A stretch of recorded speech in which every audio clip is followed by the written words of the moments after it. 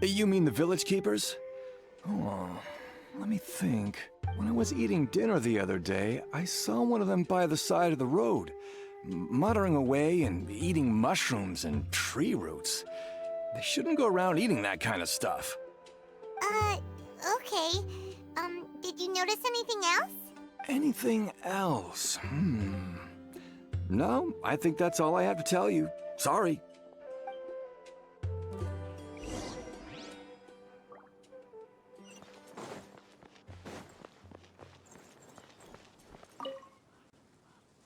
The scholars that have gone missing. Have you seen them? Those eyes. Those fierce eyes. You look like a real fighter. Don't change the subject. Right. You were asking about the the mad scholars. I think it's been a few days since I last saw them. I usually go to bed pretty early, so I'm not too familiar with what goes on at night. But honestly, I feel quite sympathetic towards them. Even though they act a little strange, they've helped me in the past. If it weren't for them, my house would have collapsed long ago. Do you also think Grandpa and the others are good people? Grandpa? Oh, hello there. It's little Isak. You mean that nice man who looks like your grandpa's long-lost twin, right? He was actually the one who protected my house. I saw it with my own eyes. He happened to be staying near my house that day and was doing something with his hands on the ground. It still feels pretty surreal now that I think back on it. Did someone teach them how to do that? Well, whatever the case, I'll always be thankful to him and whoever taught him to look out for others. I'm pretty sure that if I ever went mad, I wouldn't be able to do anything like that. Gotcha. Thank you.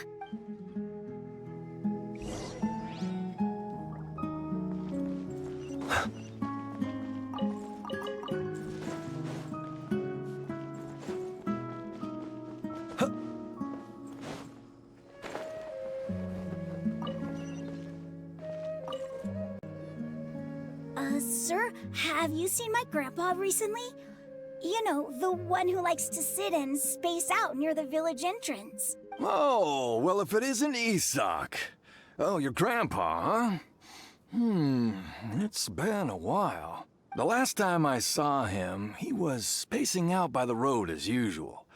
I went and asked him if he'd like any of the food I had prepared, despite my wife's protests. Like many people, she's really quite terrified of them. And speaking of my wife, she's still always complaining about how I don't make enough mora. That might explain why she's always mad at me. Oh, thank you. Thank you for taking care of him. It was nothing. You're looking for him, right? Did he go for a walk and get lost? Yeah. That's no good. Well, once you found him, come by my place again and I'll cook a little something for the both of you. I've known you since you were very young. So as far as I'm concerned, you're family. Please feel free to come by anytime. Wow, what a nice guy. Okay. Thank you, sir. Huh? Don't say anything for now. Isak, stay here. Let's head over there. Stay quiet as you move.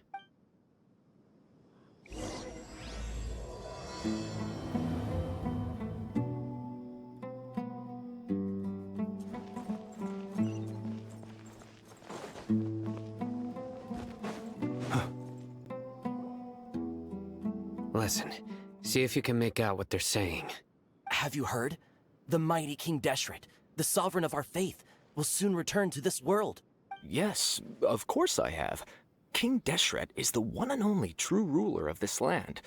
I've never believed in any other gods. Still, you say he's coming back, but... Haven't you noticed? The village has been getting more deranged scholars than ever. Delavar was saying that many people also went insane just before the fall of King Deshret's civilization in ancient times.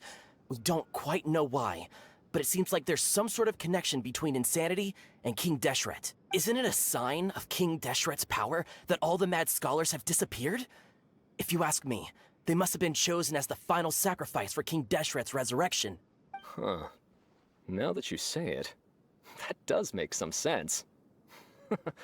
Does this mean our lives are finally going to take a turn for the better? Exactly. Those city folks will get what's coming to them. Now, repeat everything you've just said from the very beginning. Huh? Who are you? Where did you come from? My patience is running thin. You heard what I asked.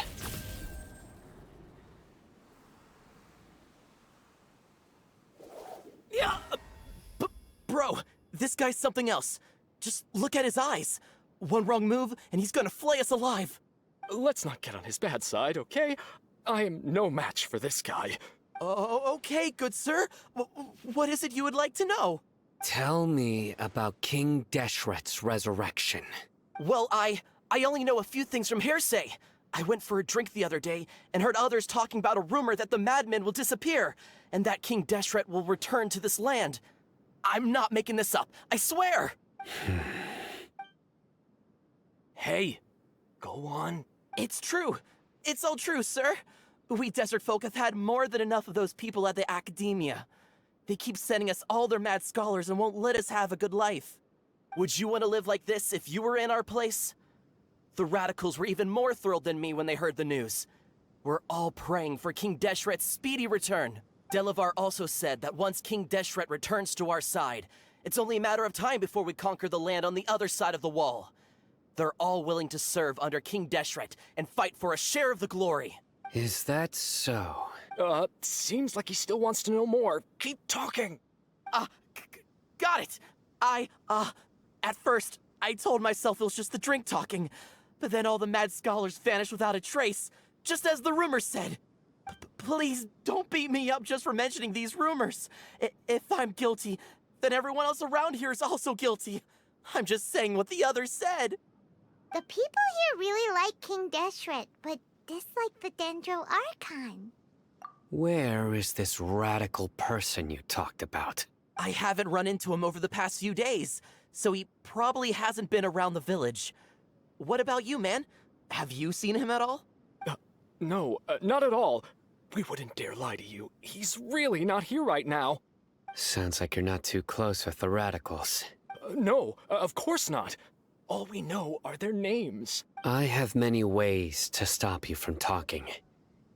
And many others to stop you from sending warning messages. So you'd best just stay home and hope I don't hear of you trying to contact anybody. Don't do anything until I've gotten to the bottom of this. Try something foolish, and even Candace won't be able to protect you. Yes, got it. We'll do just as you say. That scared Paimon half to death. Sino is pretty terrifying. He didn't try to reassure us at all. It's like he's used to hearing that. Oh, Paimon bets lots of people have told him that before. I heard that. Sorry. It's part of being a Matra. The rumor we heard just now seems like a strong lead. But we need to check a few more places. Very well. Isak! I'm here. Where's your grandpa's house? Well, I can take you there. Just follow me.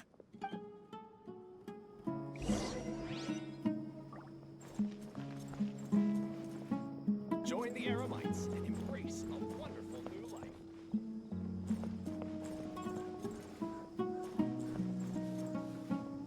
Grandpa, he likes to be alone.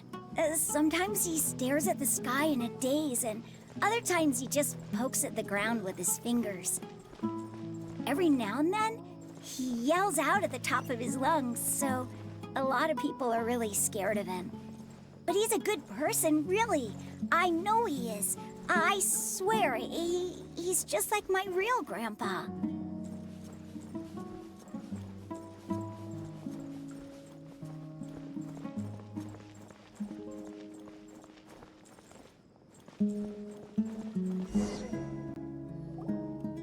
Well, this is where Grandpa usually stays. There sure isn't much here. No.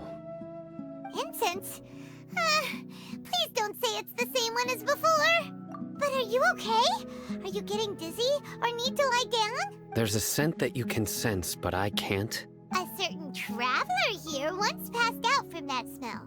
Thankfully, Tainari saved the day. And then he gave us a long lecture to explain all about how it worked. So, you know Tainari? Huh? You know him too? Are you two friends? Yes. Now that I concentrate, I can also make out the scent of incense. Wait, surely Tainari didn't lecture you too. No. No need. Did you first encounter this scent at Tainari's house? In the forest. From a scholar.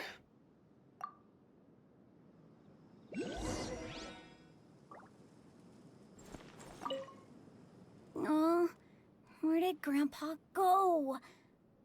Please come home, Grandpa.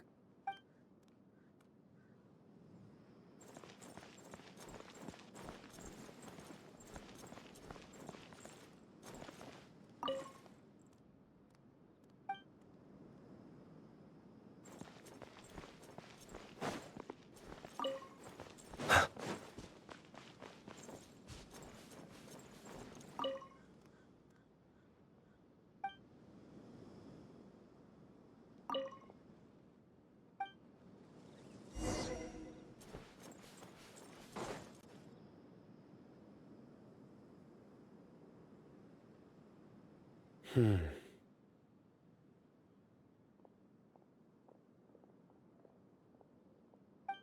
are you looking for, Sino?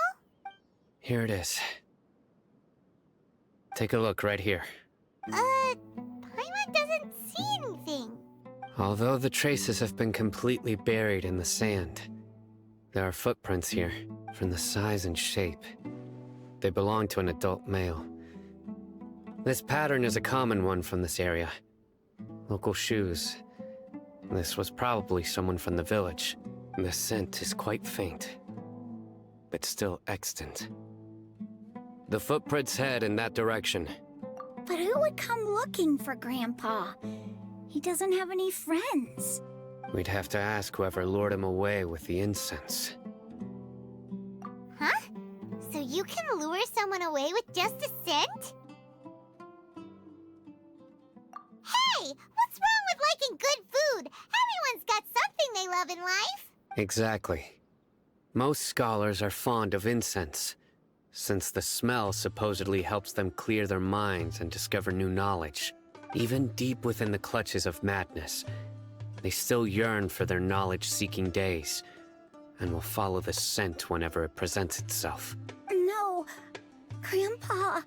So, someone's taking advantage of their weakness? Huh. Still, why would anyone want to abduct all the scholars? Are the rumors really true? Could the disappearance of all the mad scholars have something to do with the radicals? It's highly likely. Please, you have to save my Grandpa. Grandpa's never done anything wrong. Please help him. Sounds like we'd better help get him back. Don't you worry, Isak. We won't let whoever took him get away with it. Let's head to Aru Village and inform Candace and the others about what we learned here. After that, we'll set off to find the scholars.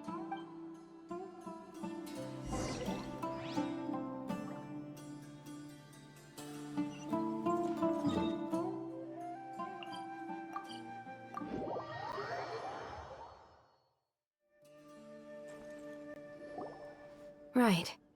The dark fabric definitely looks a lot better. That'd be my choice, too. We're back, Candace! We've got a lot to tell you. Ah, welcome back. Sounds like everyone's friends already. Oh, Dia's here too! You bet. So, everything goes smoothly? Reasonably. Alhaitham didn't go with you? We haven't seen him at all. Huh. I saw him around the village entrance earlier and figured he was investigating with you. I guess he must have gone off on his own. Did you find out anything useful? I see. So, someone used a kind of incense to lead the exiled scholars away from the village.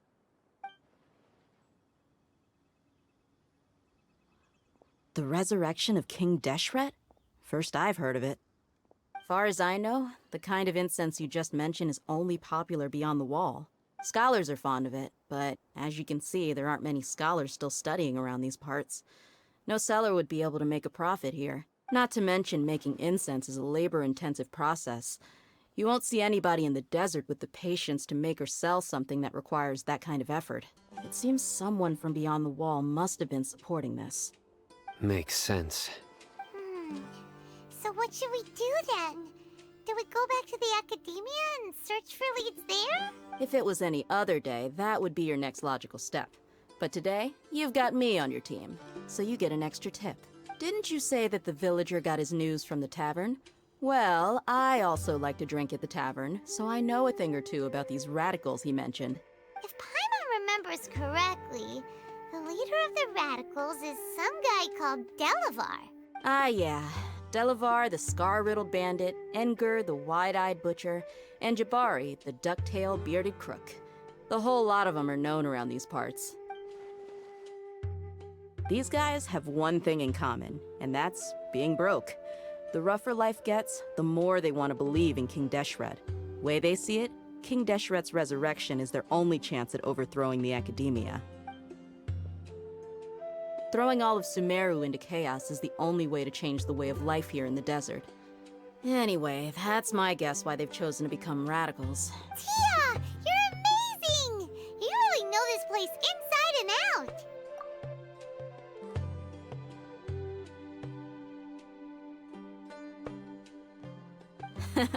No merc can afford to slack off on gathering intelligence. Every mora I've spent in the tavern has been a valuable investment. Let's head out. Now hold on, you're staying right here, Sino. Why? Aru Village is not a big place. Outsiders stand out here like a sore thumb. I'd bet word about you has already gotten out. The desert is unforgiving, so the way of life here is also a lot tougher than on the outside of the wall. You survive on making connections out here. Compared to you, mercs like me are just third-rate amateurs. I've got no actual fighting skills to speak of. But that also makes it a whole lot easier for me to gain the locals' trust. I need to go around and ask some questions, but it'll be difficult if you're with me. Fine. Good, then we've got a plan. The Traveler and Paimon will go to Caravan Rebot with me, and we'll try our best to figure out where the mad scholars have been taken. Sino, you'll have to stay in the village and continue investigating on your own. All right, sounds like a plan!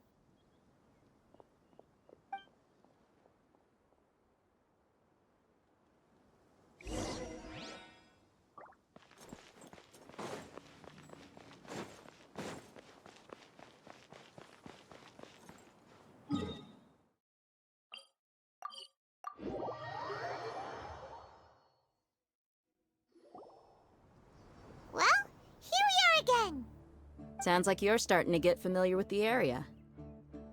Paimon's amazed every time we see the wall of Samiel. How can a wall this tall even exist? It's almost unreal. I know what you mean. I had the same question every time I walked this way when I was a kid. Also, why is this high wall here? And can a wall really block sandstorms?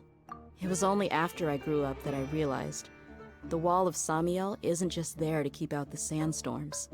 It serves a more important purpose, keeping out people like us. Sumeru is run by wise and mighty sages. To them, us desert dwellers are nothing but tools that can be used and discarded at their whim. We're cheap labor, like livestock, but easier to control. Nothing more. Even if a child from the desert got the chance to obtain an Akasha terminal, almost all their requests for knowledge would be denied. The academia believes we're underserving. Geniuses like Sataria are 1 in a million. The other children never get a single chance to try and rewrite their fate. Even though the academia knows very well that we're humans, just as they are. That's terrible. I would tear down this wall with my own hands if I could.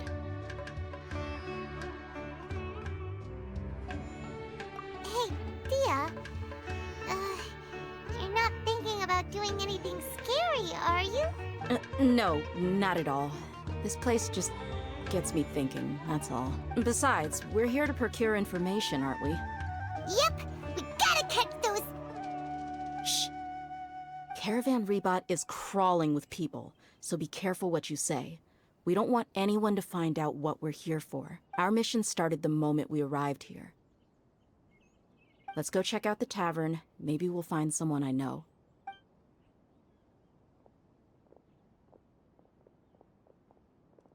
Just our luck.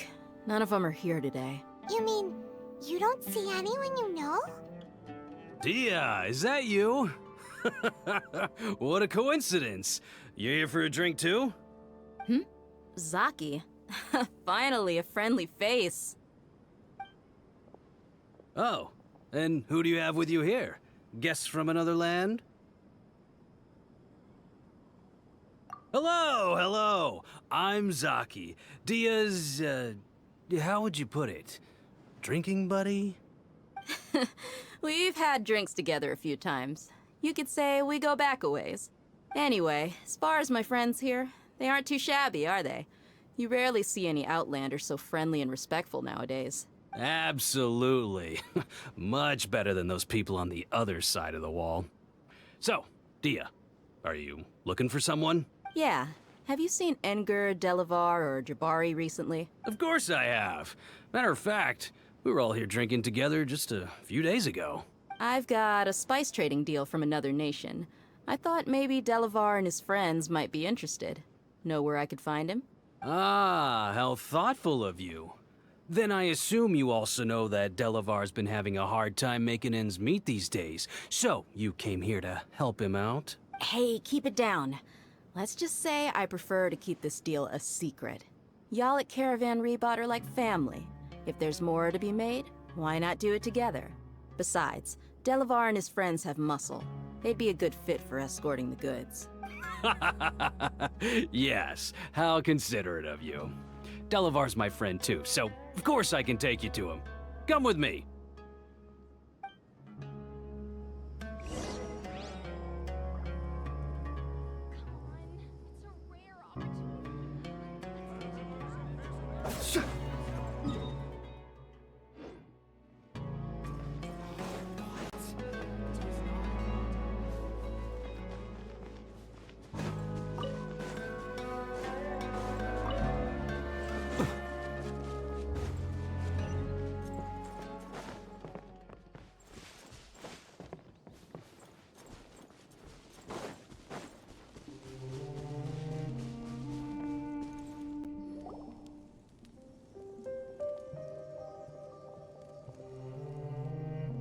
Are we there yet?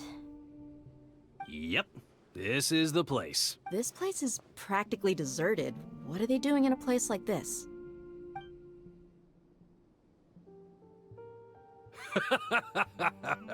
Why don't you take a guess? Go on, a wild stab in the dark. You're like lambs to the slaughter. Oh no! It's an ambush! What's this all about, Zaki? Come on, Dia. You really think we didn't hear about what you said back in Aru village? The boys have kept a close eye on you from the moment you set foot there. Not only do I know that you're looking for Delavar, I also know that you've teamed up with people from the academia to look for the missing scholars. So, you've been watching us from the very beginning? Uh-oh. Paimon knew leaving Sino behind was a mistake! And you left the strongest one in the village, didn't you? Who do you think you are? You really thought we'd fall for your little business deal nonsense?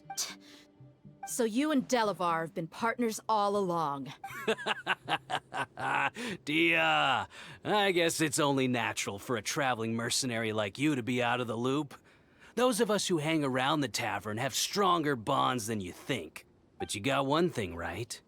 We're all looking forward to an uprising in Sumeru. There's nothing more we'd like to see than the desert folk overthrowing the academia. If that's the case, then I'm sure Delavar wouldn't miss a second of it. I'll be honest with you. If it weren't for what you said in the village, your little monologue about the Wall of Samiel would have convinced me that you're one of us. Delavar. And Enger, you're here too, huh? Long time no see, Miss Mercenary. You should have known the traitors are what us followers of King Deshret despise the most. Dia, I thought that you, a fellow desert dweller, would understand why King Deshret is greater than the Dendro Archon. Little did I know, you don't deserve to join us. Yeah, gee, what a missed opportunity. Adopting radical views and kidnapping innocent scholars, all because of some baseless rumors. Anything else I'm missing out on? See? There you have it. Mercenaries are just a bunch of faithless scum with only one thing on their minds. Mora. Pathetic. You're all like a pack of street rats. You're not wrong. Mercenaries are driven by Mora, and my faith lies with whoever's paying me. As long as there's a profit to be made, anyone can become my friend. Enough talking! Get him! Just as I expected. Let's teach him a lesson, traveler.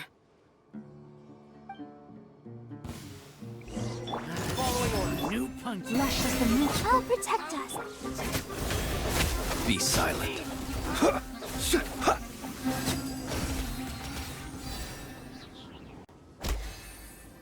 Impossible! How could you? So, what do you think about your meticulous network now, Zaki? How did you say it? It's only natural for a traveling mercenary like me to be out of the loop. I'm guessing your informant told you that I'm just an incompetent merc with no real fighting skills, correct? I mean, that is what I said after all. And of course you would believe everything he reported. The only thing you know about me is that I'm a mercenary, but you've never seen me in action. Even though you heard we went to handle monsters together, you believed that Candace was the only one doing all the real fighting. That so-called Flame Mane is just a fraud. She admitted it herself. She just uses her connections to gain the trust of others. That's what you thought, right? Ugh. You lied in the village because you figured that we'd have people watching you. And you were stupid enough to fall for it. I figured as much the first time we drank together. You all thought you were so smart. Pathetic. Okay, that should be all of them. Whoa! So you've been planning this since we were in Aru Village? No task can be done without preparation. I just happened to notice a couple suspicious-looking people while you were out investigating. Oh, but instead of catching them right away, you let them report back. Those two who were snooping around were just a couple small fries. If we want to get the real catch, we have to be patient and give it some time. Oh, you mean the funny name she mentioned back in Uncle Ampu's house? The wide-eyed butcher, scar-riddled bandit, Paimon can't remember them all. That's just a bunch of drunk talk. Engar and Delavar like to talk themselves up when they're drinking. Engar, the wide-eyed butcher, and Delavar, the scar-riddled bandit, are the nicknames they came up with for themselves. Alcohol has a way of making people share what they really think. So Engar and Delavar are always rambling in the tavern about how King Deshret is a superior deity. What about Zaki? He's just a numbskull who fell right into our trap. Zaki was probably the best hidden of them all. My initial plan was to find Delavar first, and then try to track him down. That's what you wanted to ask when we were at Uncle Anpu's house, right? Jabari is one of the villagers you talked to. You know, the one who wanted to treat Isak and his grandpa to some food. Wait, so he's a radical too? No, he isn't. I just needed to tack on a random villager name to make the eavesdropper think that I was making some wild guesses based on my impressions. Wow, what a genius idea! Well, that's an expert mercenary for you. Ah, you're too kind. It was straight from the usual playbook, if I'm honest. So, that thing you were saying before, is it really true? About what? About how mercenaries only care about Mora, and that anyone's a friend as long as there's a profit. Does that bother you? What makes you so sure? Dia, do you dislike the Dendro Archon like the other desert folk? You two are pretty sharp. No, I don't have anything against the Dendro Archon. I've heard a lot of nice things about the Lesser Lord from Dunyarzad. I can understand her devotion and gratitude. Dunyarzad's just an ordinary person. There's no way a god would be so involved in the lives of everyday people, unless they were truly compassionate. I've begun to realize that the sages are behind everything that's happened recently. The radicals' blind belief in King Deshret, making the Dendro Archon out to be an enemy. It's all the academia's trickery. But I see through it all. And unlike them, I can never be hostile towards anyone who's never done anything wrong. Dia. Anyway, looks like we're done with business here. Traveler, lend me a hand. Let's tie him up and bring him to the village.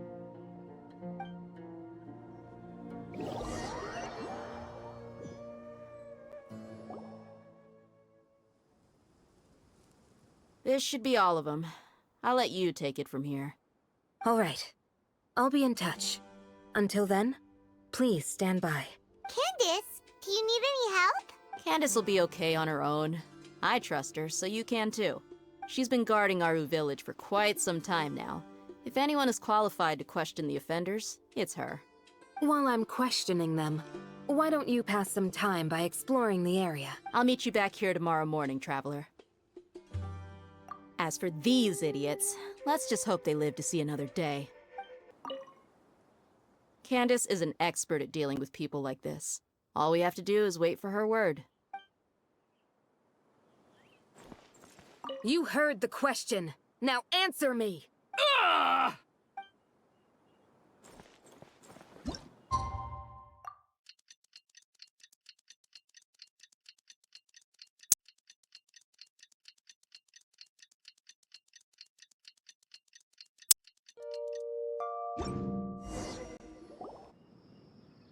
Hey, Dia.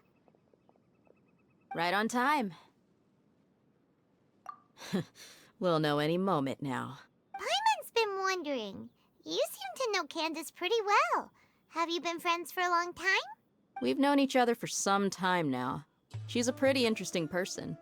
Even though she's an extremely strong warrior, she never misuses her powers against others. Oh, Paimon knows what you mean.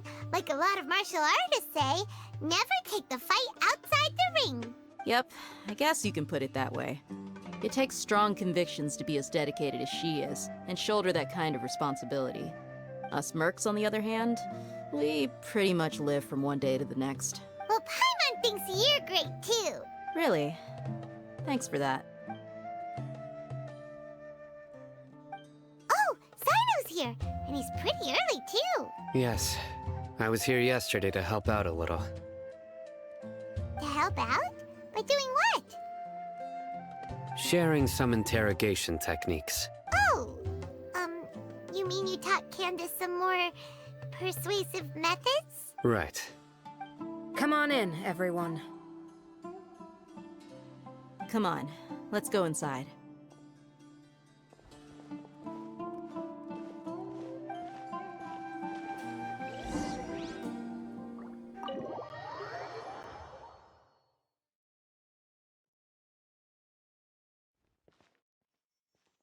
Candace, where? Whoa, you look furious. Do I? Huh. What gave it away? Oh, there's no mask that can hide true bloodlust. Cover up your eyes, and it'll still show itself at the corners of your mouth. Perhaps I need to work on my composure. Still, it's perfectly understandable why I'm angry. I'm sure everyone present would agree. Yes, ma'am. Please, don't beat us anymore. We're gonna die. Well, looks like Sino taught her well. You fear death yourselves, yet you do not hesitate to place the lives of others at risk. The absurdity is mind-boggling. The ones you call mad scholars are known to us as the village keepers. They are vital members of our community, and some even count them as family. You come here to my village and treat my people as nothing more than stepping stones towards your goal. Tell me, what would you do in my position? Mercy! Please have mercy! You've made your bed. We may both be desert dwellers, but there is one thing I understand better than you. The resurrection of King Deshret will only result in war. And war serves no one. The people of Aru Village care little about which god is in power. Life may be tough and tiring, but we wish to preserve our way of life. A war would only cause us to lose all that we have. And that is not a responsibility that you can afford to shoulder. We understand. We're sorry. I'll tell you everything I know. Please, just let us go. I'm listening. You might not believe this, but it wasn't us who came up with this idea. Someone was spreading rumors in the tavern. That's how we ended up hearing about King Deshret's resurrection. Some mystery man told us that mad scholars will make the perfect sacrifice to usher in King Deshret's resurrection. They give their lives, and we can get anything we wish for. They're called village keepers. Slip up again, and you'll regret it. Yes, sorry. It was all that mystery man's doing. He told us to spread the word about King Deshret's resurrection and talked us into helping him. In return, he said he'll help facilitate the resurrection process. I'm not sure. That's one. Huh? One what? Strike. You get a total of 3. Then, you die by my hand. Wait, I'm telling the truth. We don't know anything. It was all him. 2. He got us to lure them out of their houses in the night with some kind of incense. We take them to a junction outside the village. Then the mystery guy takes them from there. You gotta believe me, please. I'm telling the truth, I swear. Just ask them if you don't believe me. That was indeed the truth. Traveler, go on.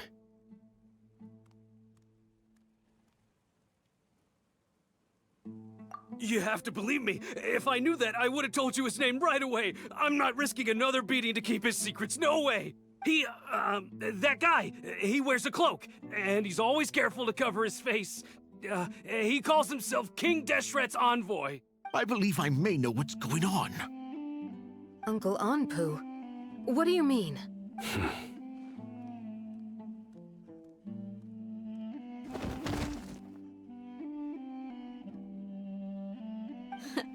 Smooth. Okay, speak. If my suspicions are correct, this mystery man they speak of could be from the Academia. Some time ago, people from the Academia attempted to take the village keepers away. I refused, insisting that they are part of our community. It strikes me now that this secretive character shares the same goal they had. Which means it's highly likely that the Academia was purposely spreading a false rumor to trick the radicals into delivering the village keepers right into their hands. They were the ones who brought them here to begin with. Now they're trying to take them back? We aren't gonna let that happen. Not the Academia again. Just as I thought. But what could they want with the village keepers? People are nothing but tools in the eyes of the Academia. A change in their plans likely means they found another way to exploit the scholars. Regardless, our top priority now is locating the village keepers. You're right. Isak is still waiting for news on his grandpa. Time to go. Let's leave the village and try to track them down. Yes. Pack up and get ready to leave. You got it. Candace, I'll let you deal with the radicals. Leave everything outside the village to us. All right. Let's meet back here once everyone's ready.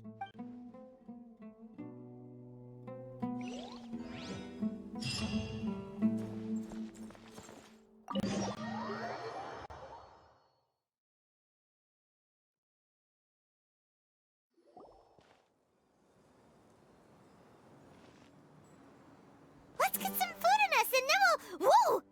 Where did you come from? Well, as you can see, I am merely sitting here and reviewing what we have deduced thus far. You were gone for ages, and now you're suddenly sitting here musing to yourself? Where have you been anyway? Hey, what's with the silence? You never think things through before asking questions. I'm giving you some time to make up for that. Paimon's so mad! Paimon's gonna give you an ugly nickname! Never mind.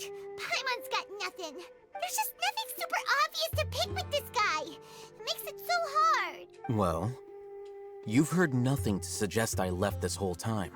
So clearly, I stayed in the village to investigate. Anyway, you plan to leave Aru Village and keep searching for the truth of this matter, yes? Yep. We're not gonna find out anything more by staying here, so we thought that we might as well take the search elsewhere.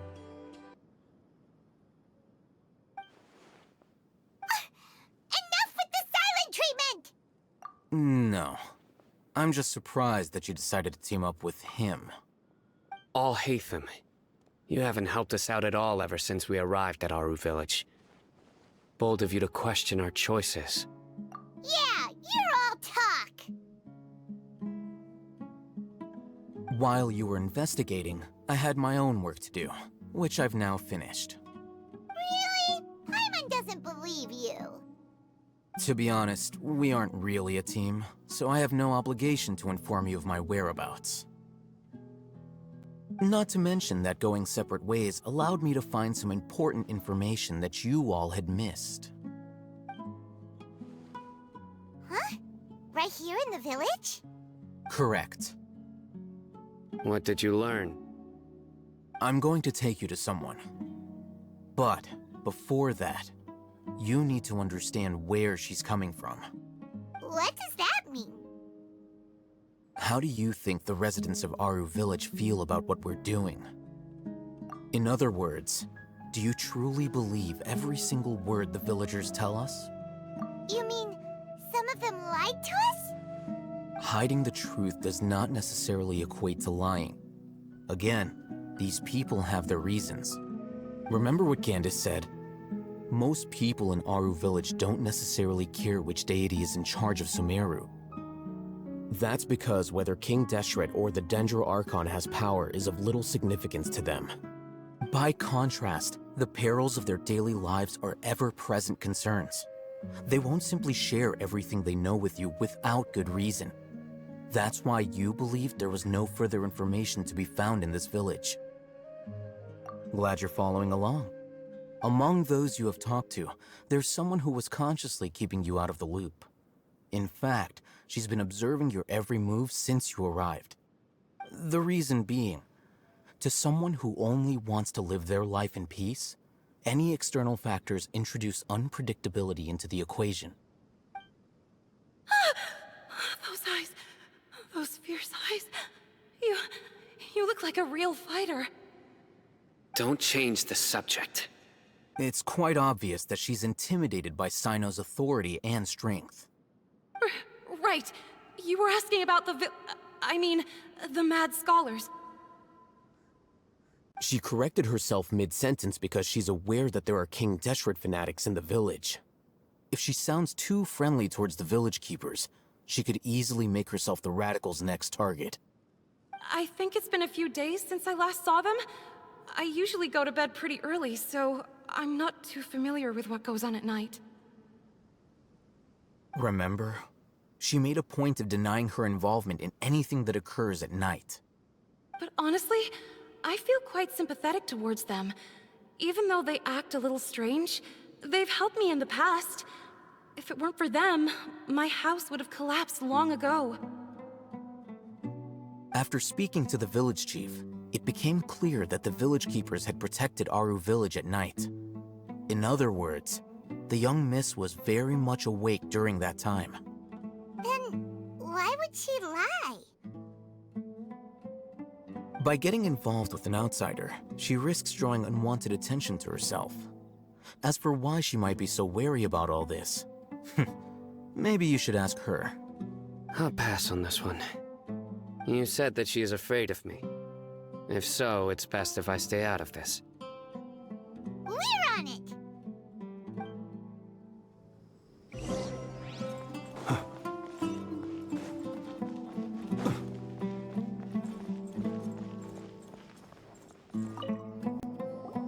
Miss Shawnee, as we discussed earlier, I've brought someone with me. Mr. Alhaitham, I'm aware of where you stand, but How can I make sure that your friends think the same as you? Huh? What do you mean? We need to clarify our stance or something? Go ahead and talk to her. You'll get the answers you want. Go on. Earn her trust. Is it really that simple? May I call you Traveler? Hi, Traveler. I want to ask you something. Do you think the resurrection of King Deshret can truly change Sumeru for the better? Why's that? That's very similar to what Miss Candace says. I know you two are friends. That's why I'm willing to talk to you, even though I do have some reservations. Before, I wouldn't even have the courage to ask something like this. Traveler, do you believe our lives will get better? Yeah! We came here from another nation, so it isn't wrong of you to be weary. And we aren't really residents of any one nation. But even so, we've met lots of people from different places, and we've always fought for what we believed in. We have friends in Sumeru, and we want to help them. That's why we decided to stay here for a while. I want to trust you. My apologies for posing my questions like that. To be honest, I didn't expect you to come back for more information. Oh, Hatham told us you have your reasons. It's okay. We understand. The fact is that only one side of my family is desert folk. I don't really fit in anywhere in Sumeru. Some believe in the Dendro Archon, while others believe in King Deshret. I don't belong to either side, and neither side would want me.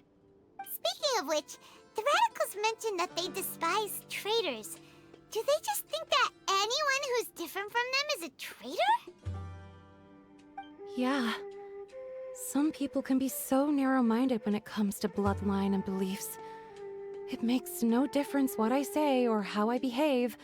I'll always be suspected of having ulterior motives. Slowly, I just stopped talking to people. I pretended not to hear or see anything. All I want is to live my life in peace. And then it happened. The village keepers who had helped me disappeared with no explanation, and I didn't dare breathe a word about it to anyone. Until now. You can tell them. I'm sure he'll keep your secret. All right. I'll tell you what I told Al-Haytham. I actually have a sharper sense of hearing than most. Sometimes, I hear strange crying sounds in the night. There are ghosts? Perhaps. I'm not sure. It's faint, but it's definitely the sound of crying. It comes from far away in the distance, and always carries very raw emotion. It used to be louder and more frequent, but ever since you arrived in the village, it doesn't seem to happen as often, and when it does, it's much quieter. I have to focus really hard to make it out. I confirmed this with the guards on night duty. They also have someone with a good ear, and he's heard similar sounds at night. But, because we're in the middle of a desert, he would rather believe that they are the cries of beasts than ghosts. There's really nothing around these parts, except for an old hospital not far from the village. I think they used to use it for treating Elazar, but it's been abandoned for years. Yeah, let's go!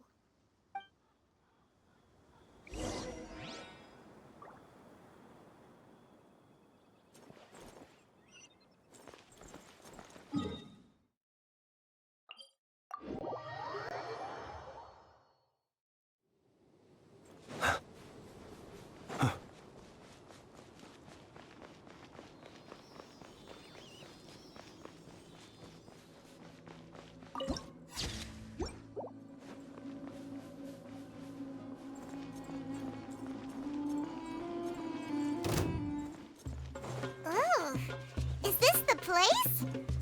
It's in terrible shape, and there's sand everywhere. Ah! Monsters, watch out! Observe, be silent.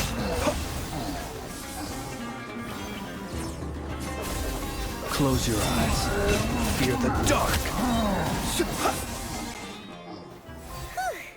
They were easier to deal with than Paimon had expected. Super strong bandits? Or monsters taller than buildings dropping out of the sky? Or, something like that. He looks super serious. We gotta stay on our A game too. This is the one.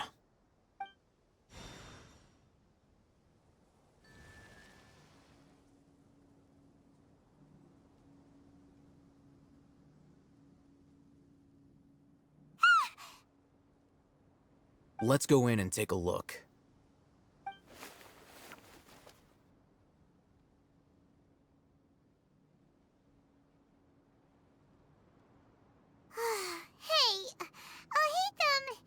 We haven't found squat. Are you sure we aren't wasting our time here? Patience. Shawnee says she only hears the crying at night. We have time to burn. Until then, I'm taking a break. And just like that, he sits down. Wait, he even brought a book to read? What are you reading? Let Paimon see! Okay, sure. Huh? The natural position, which is the positional propensity of an entity in natural motion, in contrast with an object in forced motion? Huh? When free from external influences, every entity displays the tendency to follow its natural trajectory? So, you got that? Oh, Paimon gives up. You keep reading your book. See ya! How is he so relaxed? Look at him, reading an impossible book in a creepy place like this. Hey! Paimon's your Tibet travel guide. Paimon knows plenty of useful stuff already. And anyway, is that Paimon's fault that the books people read in Sumeru are so complicated?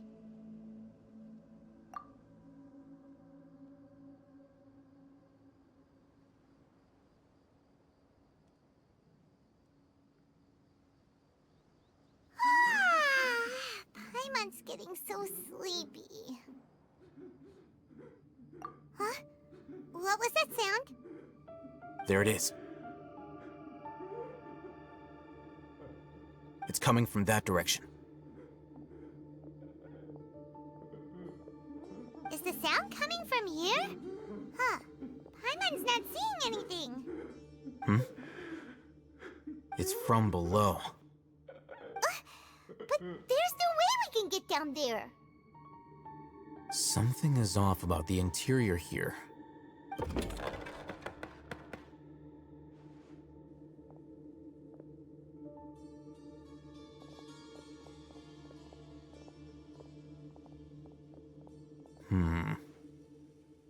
As I thought, there's a hidden structure. Wow. It's like they tucked another hospital into this one. Oh, it looks like there are other mechanisms around here. Let's keep exploring.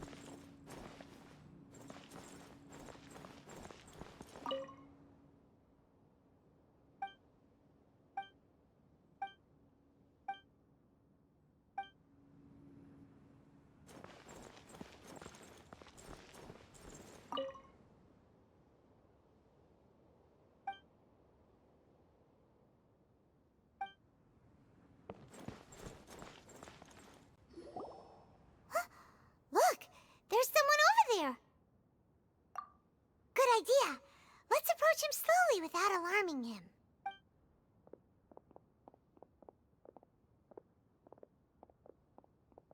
Wait.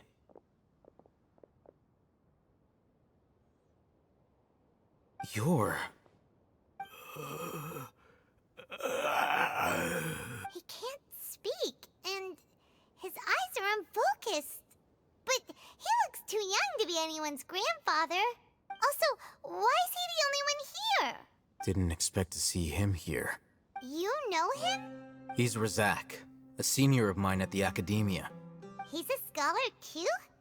Is he the kind that holes up in a forest and mumbles stuff about training? No. And that's the problem. Razak was never involved in any of those things. He never trained in the forest, let alone reach Satyavada life. Leaving that question aside for the moment, him being here alone means that we might be too late. Looks like they've already taken everyone away. For whatever reason, they left Razak here. Perhaps they simply didn't have time to come back for him. There are drag marks on the ground. They're clearer by the doorway. Someone was forcefully drawing a cart that was loaded with something heavy. Loaded with people? That is one possibility. It looks like they were in a hurry, as if they were afraid of being caught.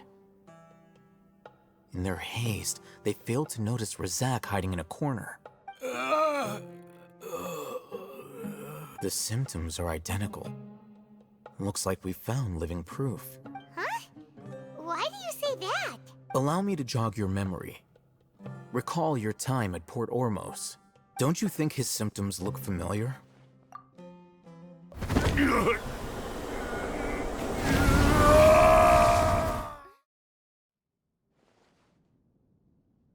Oh, now that you mention it, they're acting the same way. Correct. The Academia is behind all of this. It isn't difficult to deduce their rationale.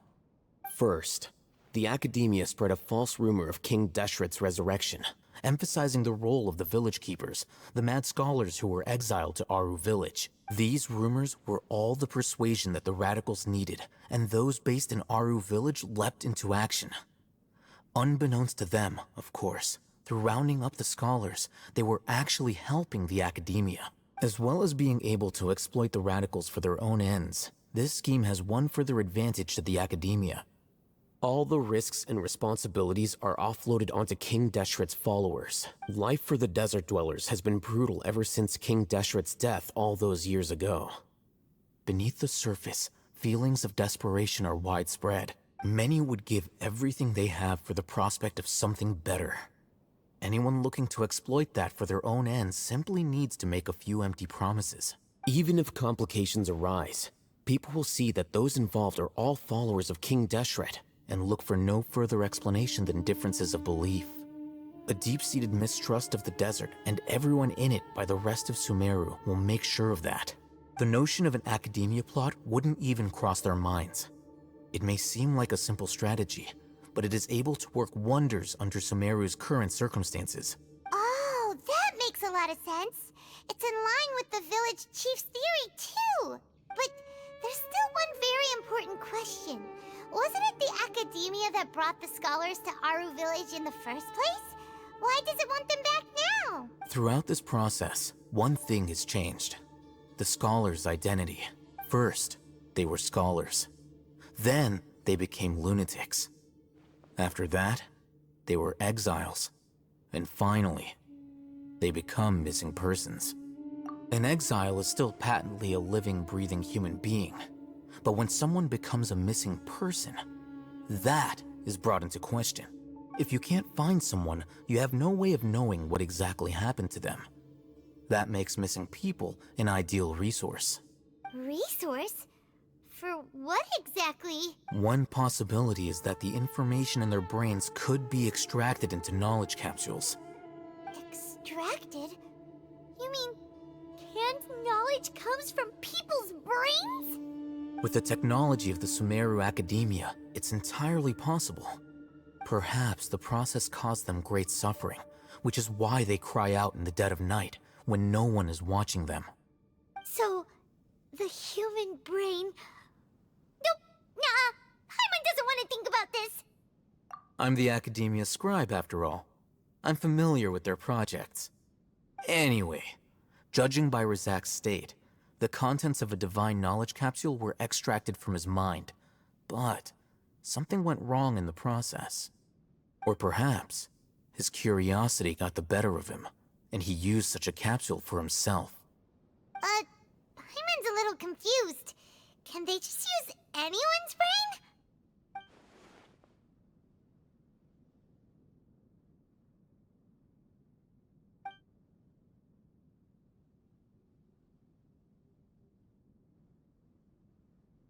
The look on your face tells me you've realized the answer.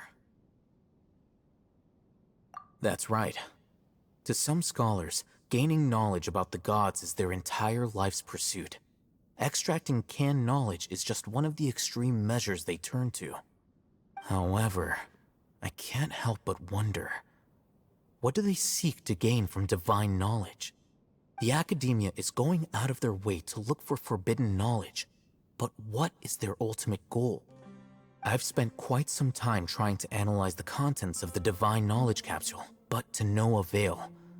It seems like my way of thinking is too different from theirs. You mean you're not even slightly interested in getting your hands on this forbidden stuff? All scholars seek to expand the horizons of knowledge, but I'm not particularly interested in gods, so I don't share their degree of zealotry. Extracting information from people as if they were lifeless objects? If this is the direction of academic progress, then the Academia may as well shut its doors. Sounds like you're really against all this. Of course. The Academia's actions run contrary to their rules. Whether it be academics or knowledge, everything has its boundaries. If those lines are crossed, the rules and order that govern everything in the world will be destroyed.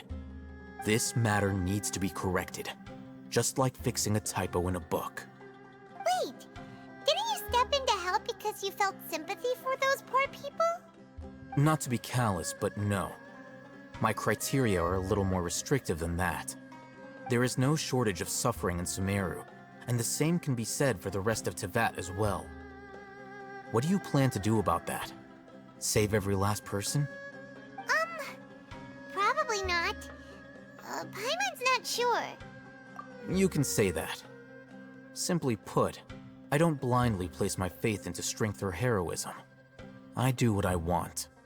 The divine knowledge capsule is something I want to investigate in full. That doesn't mean I'm willing to take action for the sake of a few strangers.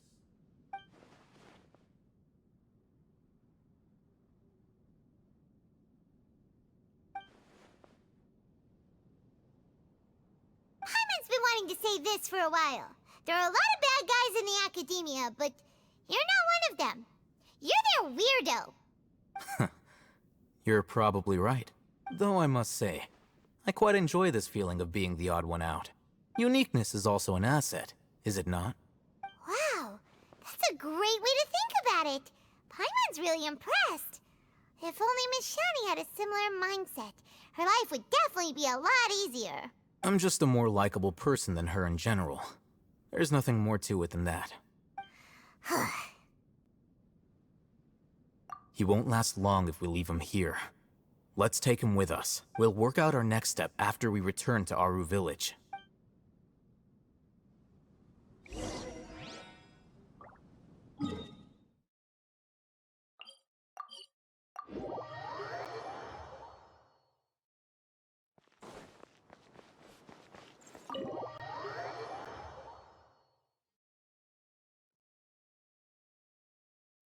We're back!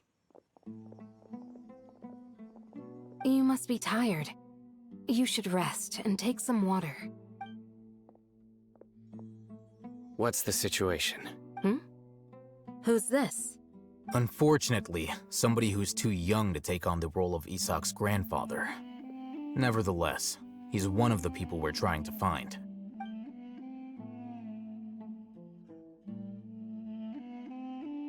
So, at one point in time, the abandoned Elazar Hospital served as the Academia's site for extracting divine cant knowledge. Yep, pretty much.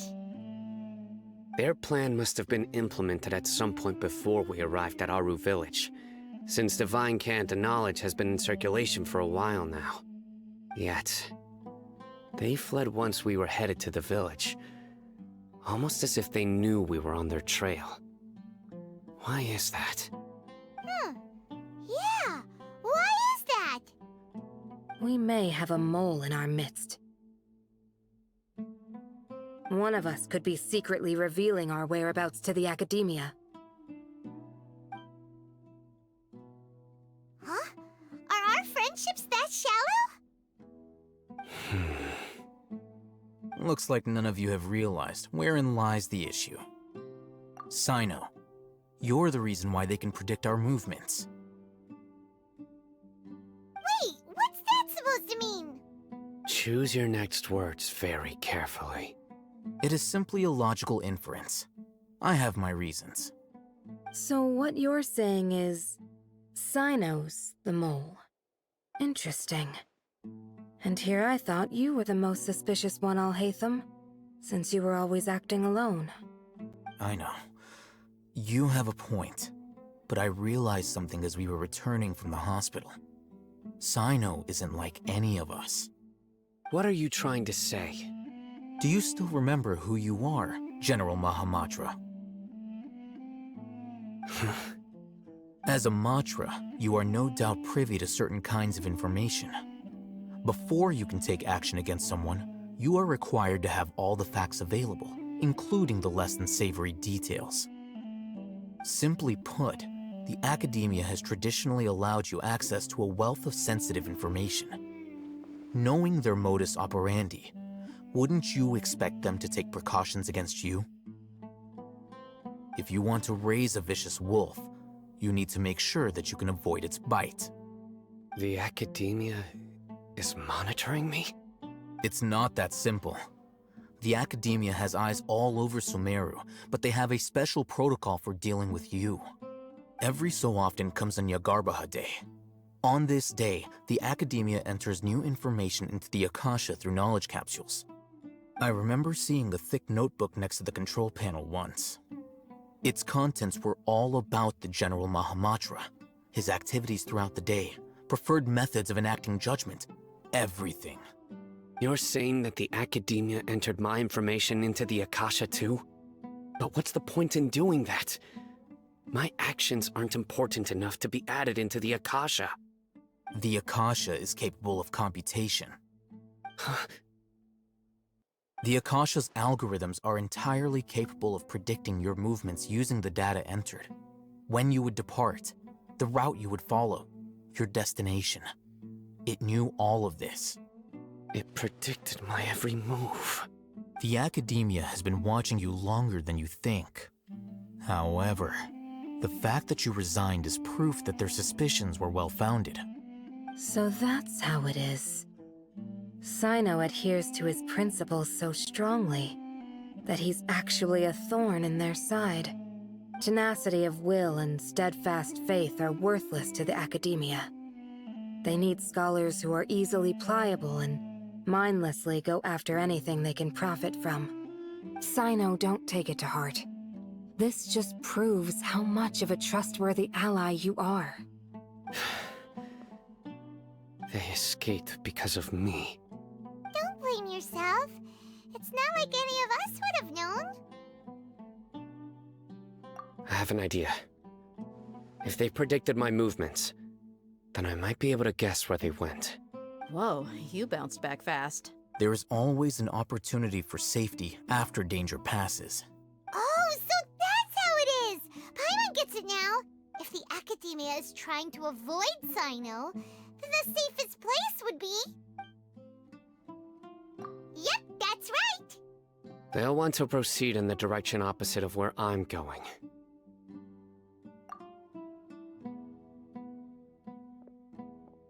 I must go. There's also something I want to investigate. Let's go, guys! After him! Please, wait! I want to go too! You want to go too? If so, you have to promise you'll stay safe. I want to find Grandpa. I promise I'll be careful and not cause any trouble. Everyone, I leave him in your hands. Yay! Let's go! Remember to pack some food with you. Paimon feels like we're missing someone, though.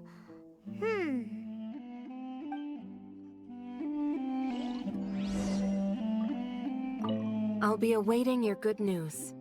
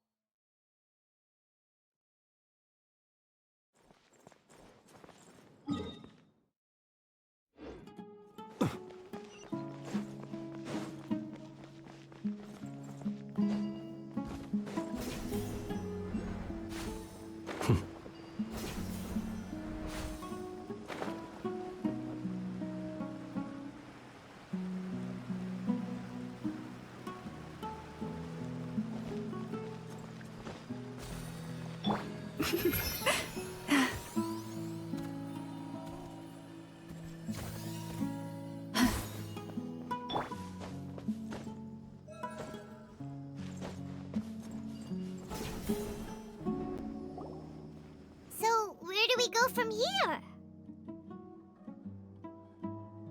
Yes. After leaving the village, we should head straight toward the desert.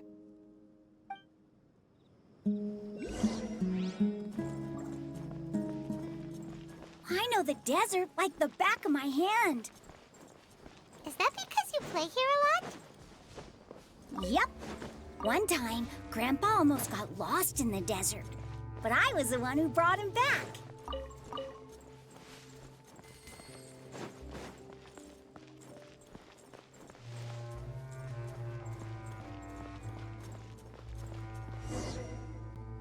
There's something here.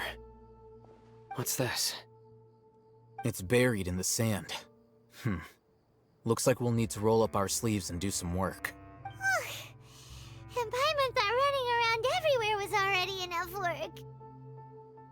Okay. So, we have to dig it out? Whatever's down there, looks like it's buried really deep.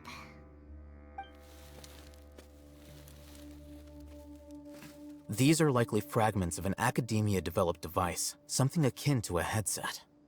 Looks like there were more than one village keeper. They must have been escorted this way because there are device fragments scattered around here. Let's split up and search the area. Chances are that we'll find other things nearby.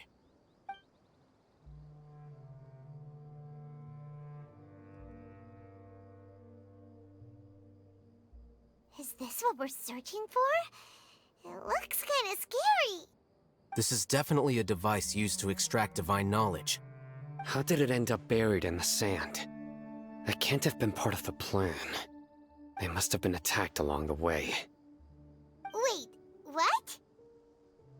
Grandpa, I hope you're okay. Don't worry, your grandpa's gonna be fine. Razak didn't display any signs of starvation or dehydration, which means that they left fairly recently. We should be able to catch up. One more thing. Given that the device had been entirely covered by sand, I believe the attack must have happened prior to the sandstorm. Let's keep going. They can't have gone far.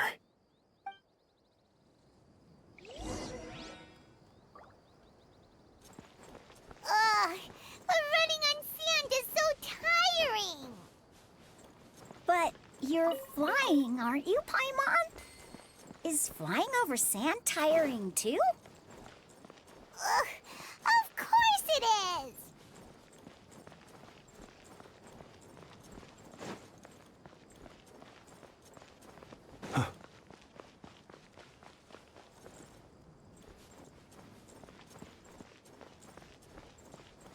Voices. Don't get any closer. They'll notice us. Dia's talking with the Eremites? Very interesting. Let's listen in. If you had informed me sooner, there'd be plenty of room for us to... You're one of us. We would never lie. Scholars. You don't know as much as I do. Need me to... I knew it. That's our Dia. Dia?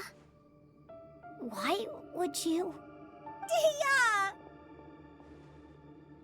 Hey, what are you doing? Huh? Didn't you say you'd help me find Grandpa? Why are you on their side? Well, look who's here. Ain't that something? This complicates things. You've betrayed Aru village? So, this is the great General Mahamatra. Dear, you'd be better off as my assistant than hanging around with this motley crew. Seen for yourself, I have the means and methods, and my ideals are far more admirable than theirs. I'm not the type that's easily swayed, Raman. You of all people should know that. Wait, what's going on, Dia? Whose side are you on here? Shut it, Paimon. It doesn't matter. Whichever side you pick, nothing can deter us from the grand mission of resurrecting King Deshret. Once our Lord of Old returns to this land, we will have a new beginning. Face the facts, Raman. It's not gonna happen. You should understand that more than anyone. Have all your years as a merc taught you nothing about placing hopes in a ruler? I'm a desert dweller and a proud follower of King Deshret. Whether I live by the edge of the sword or in peaceful comfort, my soul will always carry this conviction. It's not too late yet. The village mad scholars aren't gonna bring King Deshret back to life. You don't understand, my dear lady. Pursuing our faith is our purpose in life. Even if the chance of success is 1 in a million, we must be willing to give everything we have. Even if it'll expose you to the academia? Even if they end up disbanding the Eremites? Your Eremites, which you've worked so hard for all these years? Yes. We've waited a long time for this day to come. The sun and the moon no longer shine here. All you see now is cracks in this desiccated land. But fate has finally dealt me a hand to play against the Academia. With these scholars in our custody, we'll stomp the Academia's forces and fight our way beyond the wall of Samiel. Ridiculous. Think about it. The Academia controls the entirety of Sumeru. Your powers are negligible in comparison. If you still don't believe me, then try asking these 2 men. They're also against the Academia, but neither of them are as arrogant as you are. They look more like pawns of the Academia to me.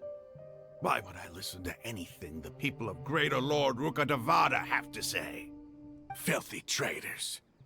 Your god abandoned all honor and betrayed King Deshret.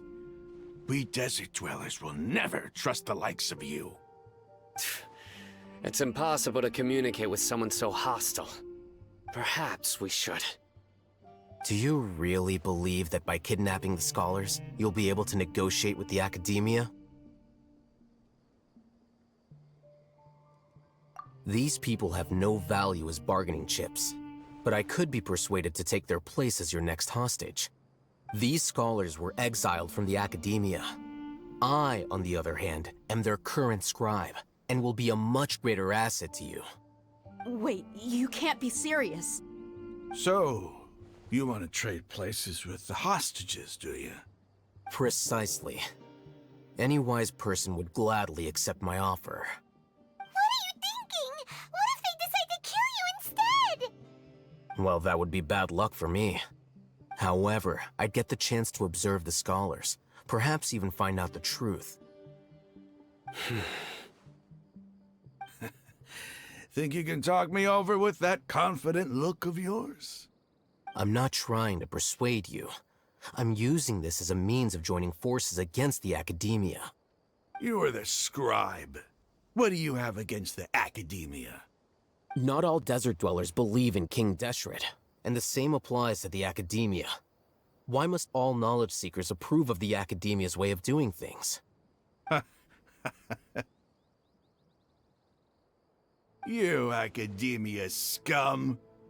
Every last one of you is nothing but a hypocrite, just like everyone else on the other side of that wall. I've made myself clear enough. I won't listen to another word from the Dendro Archon's people. Not so fast. I'll hate them. Do you stand by everything you just said? I never make empty promises. You know you're making a dangerous decision, right? I do. Good. Raman, hear me out. These people are my friends. Maybe you can't take the followers of the Dendro Archon at their word, but what about me? Do you trust me? We've known each other for years. Of course I do. In that case, I'm willing to vouch for their honesty with my right arm. Come on, Raman, don't be a coward. If you're serious about taking on the Academia, you need to steel yourself. You can't be afraid. An arm from the Flame Mane. You've piqued my interest. But what if you refuse to oblige? What should I do then? No one's a fool here, Dia. We're mercs. And mercs don't tend to live long unless they have their wits about them. You're not wrong, but this is different. I promised my friends that we'd bring back the Village Keepers together. Let's do it right here, then. Give me your right arm as proof of your resolve. Don't listen to him! He's not even trying to negotiate! He just wants to make things more difficult! That's fine. Are you crazy? We came here to save lives. One arm for that many people is still a pretty good deal, if you ask me. Raman, I'm holding up my end of the deal here. You'd better not let me down. Sure. Go ahead and cut off her right arm. No! Dia! What are you gonna do? Think of something! You don't have to go this far. That's not for you to decide. Do it!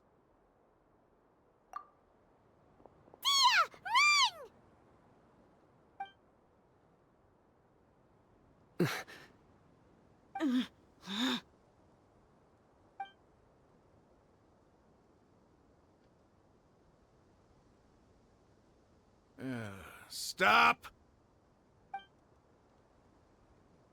What's wrong? Can't do it? Flame Mane, you and I are both desert folk. Cutting off your arm is no different than cutting off my own fingers. Where's the sense in cutting my own kin to pieces? You've shown me that you're serious. Go on now, take your friends and leave. Meet me in the desert at noon tomorrow.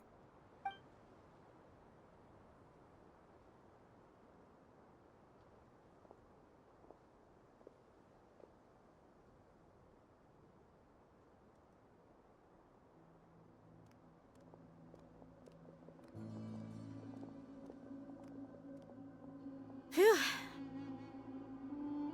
I was really counting on him not going through with it. Dia! That was crazy! Have you all lost your minds? What if he'd actually cut your arm off? Then I just have to hold my claymore with my left arm. Okay, I'm sorry. But sometimes when you're out on a limb, you gotta double down to seal the deal, you know? Don't ever make a promise like that again. I can deal with the likes of them. If it came down to it, you would not lose to them either. I don't doubt it, Sino. But this is about more than me and them. There's a lot more where they came from. Even if we got rid of one bunch of radicals, there are others out there. Wiping them out would do more harm than good. As you wish. I'm sorry, Dia. I should have stayed put and listened. I should have trusted you. It's okay. I promised you I'd help find your grandpa, so I'll do whatever it takes. Whatever it takes? You just might be scholar material. Huh? Are you serious? The Eremites once said that I was a lunatic. Perhaps a little madness is essential to be successful in research. Why does it feel like he's using his praise for me as an excuse to brag about himself? Okay, let's get moving. We should head back to the village and rest up. Today was just a trial run. Noon tomorrow is gonna be the hard part.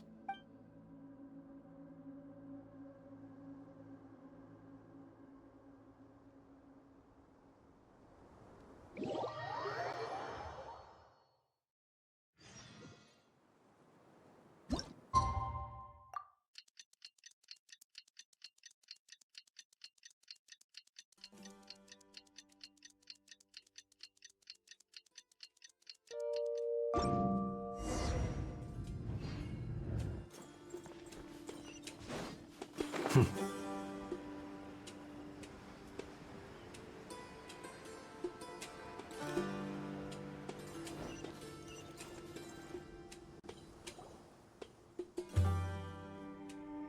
all here so early. Looks like we have everyone here. Isak, are you sure you want to come with us? I'll watch from a safe distance. Dia, I want to be there to bring Grandpa home. Okay, let's go then. Dia, wait. What's the matter? I heard that you were quite reckless yesterday. No more of that today. Understood? Or I'll be very upset with you. Fine.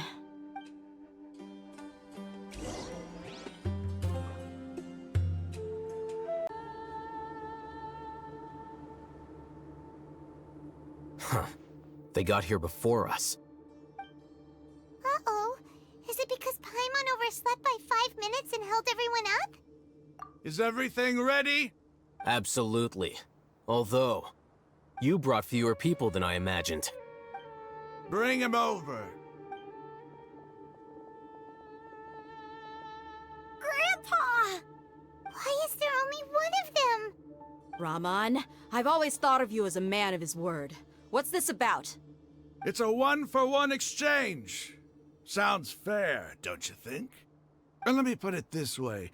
Agreeing to any kind of deal with the Dendro Archon's people is already a huge compromise on my part. Don't you think you've asked enough?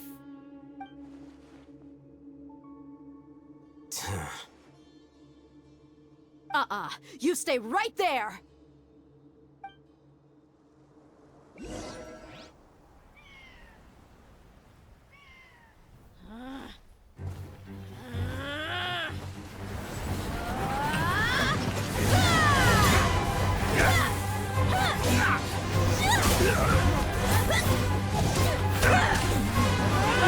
Playmate! What do you think you're doing? Grandpa! Don't you see this blade here? You coward! Why are your hands shaking? Wait a second! It's a earthquake! Grandpa!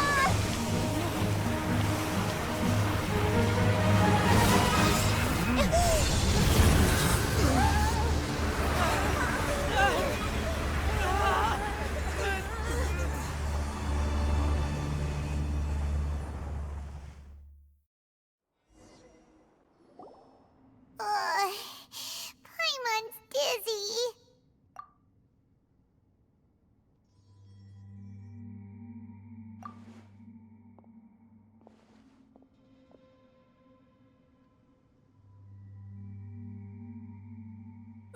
This day's going just great.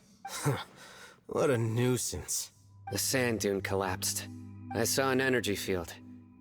The village keeper protected us. It glowed green with dendro. Just like you said, it may well have been the remains of Lesser Lord Kusanali's power inside the scholar's body. The Dendro Archon. The present one. Grandpa? Grandpa? Oh no, he's getting confused again. Hey, look around you. Did there used to be a temple here? It seems that when the sand dune collapsed, it exposed these underground structures. The symbols on the gate belong to King Deshret's civilization. This structure must be ancient. Over time, the sandstorms completely buried it and left it in the state we see now. It could have been an underground palace in the distant past. Oh, a miracle. Praise King Deshret! What's he doing here? And his men too? They must have fallen down here with us. Pretty lucky if you ask me. Most of them seem in really bad shape. Except for him. He got off lightly. Mind your head. No, this isn't the time for conflict. Our exalted lord has shown us the way to his sacred palace. He's not actually gonna go in there, is he? As it happens, I want to take a look inside too. What are you doing? Don't you think it's curious? 1 minute, Lesser Lord Kusanali's power protects us from harm, and the next, remnants of King Deshret's civilization appear. 2 major deities are vying to showcase their power to us. It would be a shame not to witness them both. Paimon thought you weren't interested in gods. Indeed. In my view, gods are just a higher form of living being. Or creature, you could say. New discoveries are always worth investigating. Whether they have anything to do with gods is neither here nor there. Raman, what are you gonna do about your men? I'll just let them lay here. King Deshret will take care of his people. Right now, I'm going inside.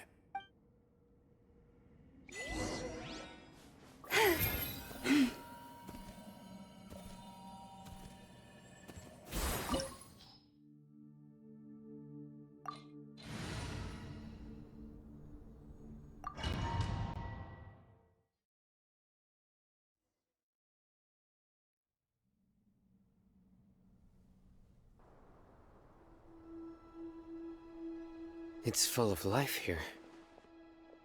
This defies comprehension. It looked completely desolate from the outside. Yet, it flows with energy inside. Yeah, and there's so many plants. It's so pretty. Sir Raman. Huh? Me? Do you see another Raman here? Are you mocking me? What do you mean, sir? Interpret it however you want.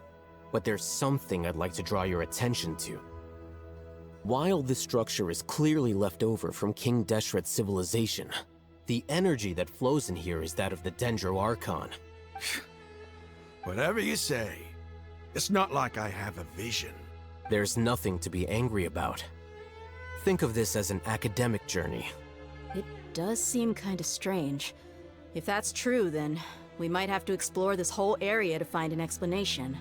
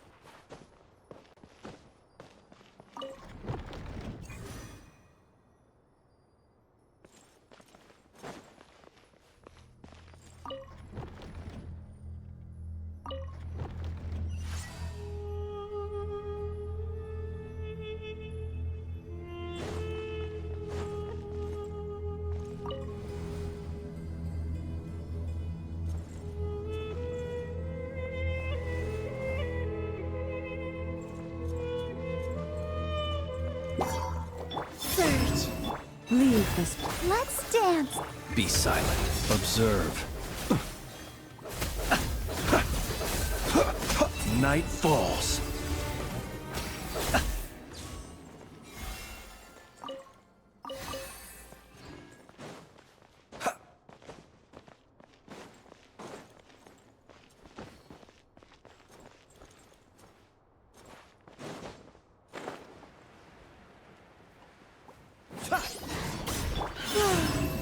Lush is the moon.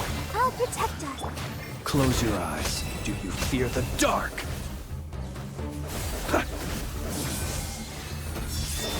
Do you fear the dark?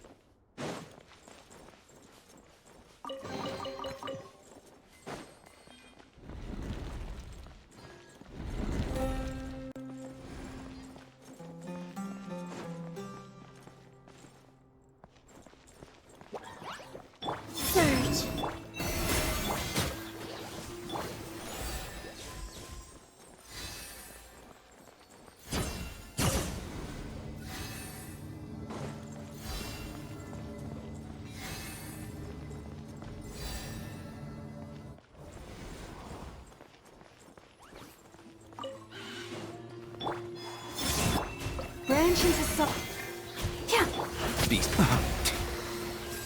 Observe. Be silent.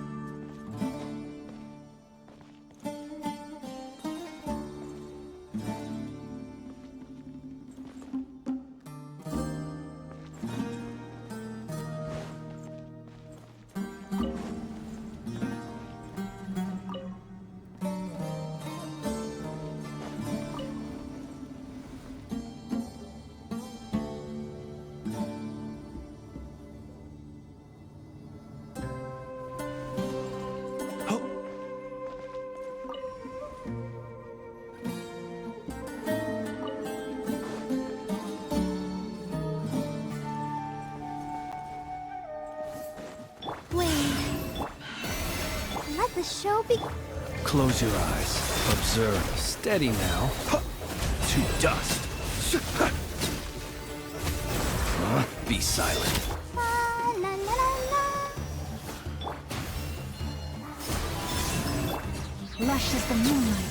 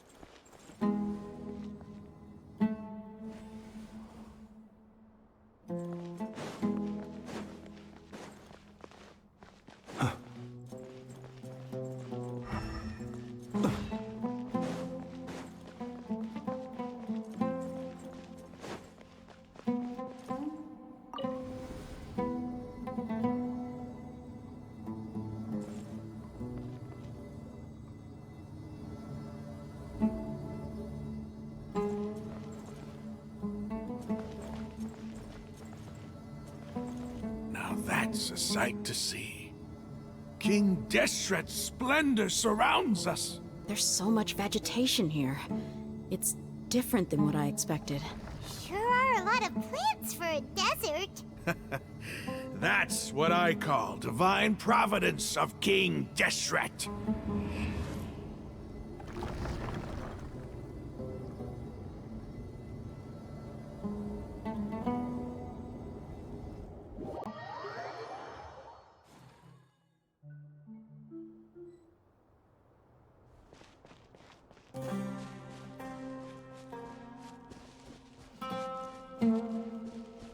It's getting brighter!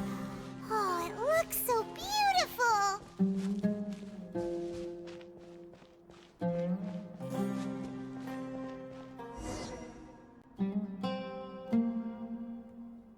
Wait. What's that? A load of flowers. And it looks like there's something among them. These are King Deshret runes. They left something behind. Yes. It's an elegy written in an ancient script. What does it say? Here lies our faithful priest Kasala. His wisdom is a miracle among the people, deserving of high praise and admiration. You can read ancient King Deshret script? Of course. Every student needs to master at least 20 languages before they graduate. He's not serious, right? There's still something off about this place. The elemental energy here is too concentrated. The scent of life. Is it trying to tell us something? Is this it? Analyzing. There seems to be a hidden message among these skeletal remains. Excellent. There's a device from King Deshret's civilization in this gravesite. I'll transmit the information over and project it for everyone to see. Isn't sharing knowledge against the Academia's rules? Yes. However, under the circumstances, I'd prefer you to see this for yourself. You'll understand after watching it.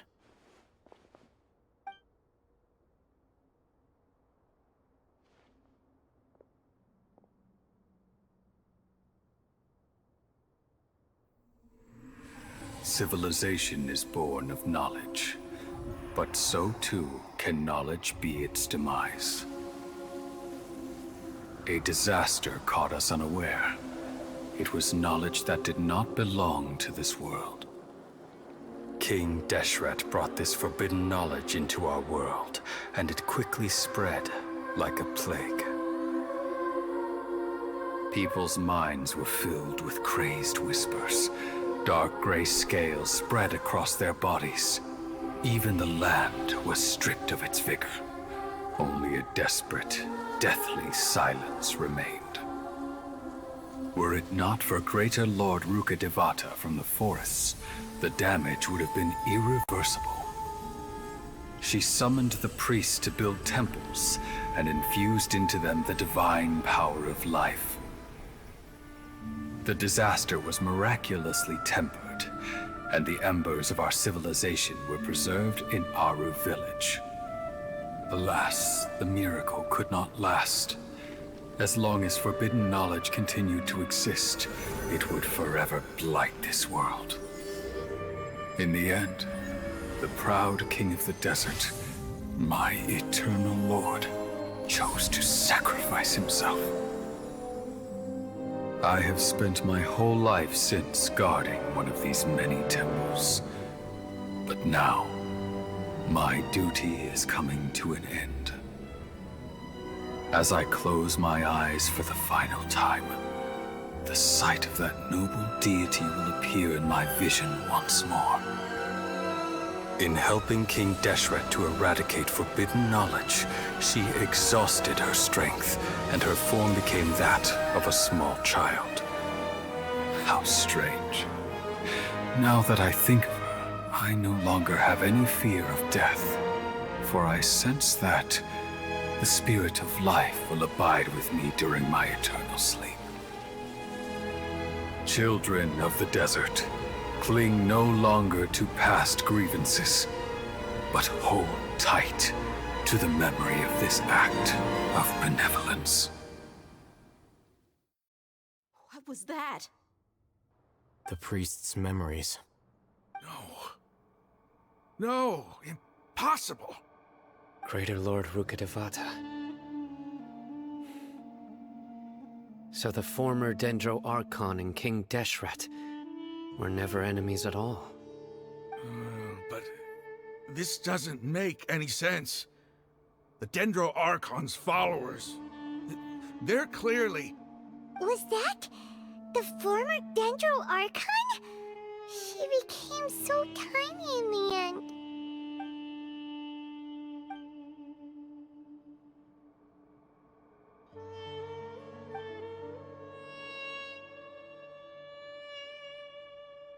You might be distrustful of the Akasha, but there's no reason for you to doubt King Deshret's technology. You've just witnessed his priest's last words. I've never heard about any of this before. The surviving followers of King Deshret all gathered in Aru village. Our god did not make mistakes. We refuse to believe any of the rumors. King Deshret's death, the all but total annihilation of our civilization, it was all Greater Lord Rukkhadevata's doing. We saw her as nothing more than a traitor, who stabbed us in the back in our moment of crisis. Just like us humans, fighting, feuding, double-crossing each other to survive in the desert. You were blinded by your prejudice.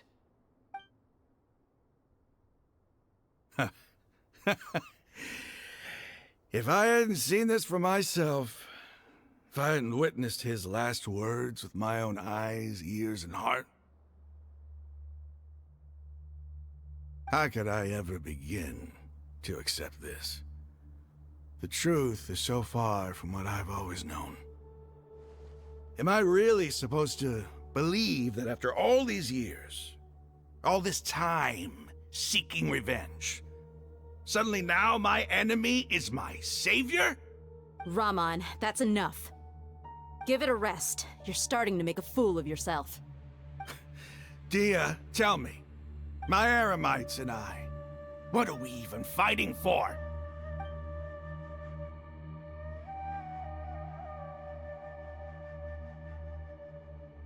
Hey, how you doing? I'll live. Thanks. I should probably go. Can't just stay here forever. What's your next move gonna be? Oh, I know what you're going to ask. I feel deeply ashamed of everything I've done. You'll get everything you're asking for. But please, give me some time. After everything that's happened here today, somehow I need to explain it to the others. It's not gonna be easy. Well, I guess that's for me to deal with. Dia, this is where our camp's located. Make a note of it. When would be a good time for us to go? Tomorrow, I'll convince everyone that we're all on the same side. And I'll return every last one of your your village keepers. We'll share our other resources with you too. You seem to finally understand that our true enemy is the sages. Yes. The gods never gave up on anyone. It's the people responsible for all this that need to face the consequences of their actions. That must have been rough, but he seems to have figured things out now. Ramon's no fool. Being the leader of your own faction in the desert is no easy feat. It's too bad he was held back by his belief in King Deshret. But now that that's changed, I guess we have a few more people on our side. The outcome, at least, is favorable. We should get going too. Let's head back, have a proper meal, and a nice, long sleep. We'll need all our energy tomorrow.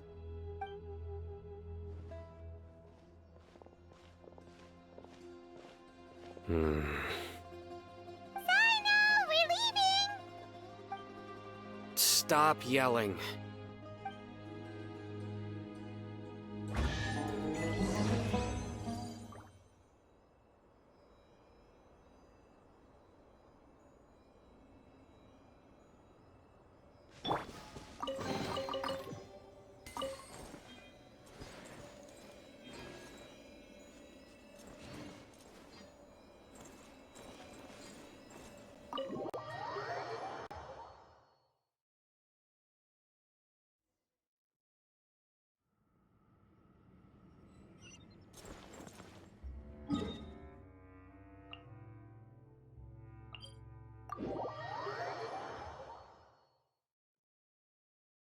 Orange snow dances in the air?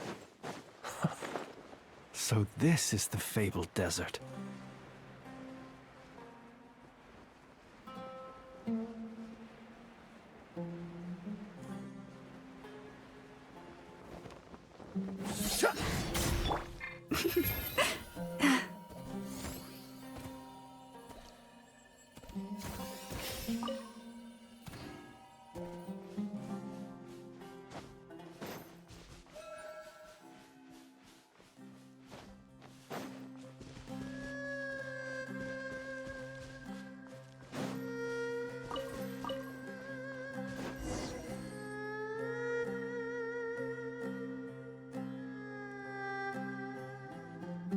Raman, we're here. Everything's been arranged. Someone will bring the village keepers back to Aru village shortly. I guess all I can say now is thanks for agreeing to help. Ah, don't mention it. I think we can both agree you went to hell and back for it. But we share a common cause now. From here on out, we're allies. Where are the perpetrators? I'll bring you to them. Follow me.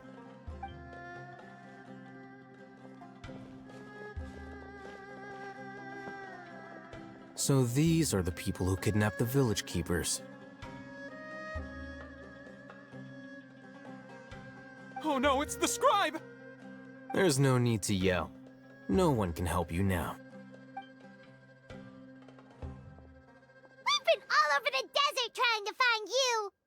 That's right.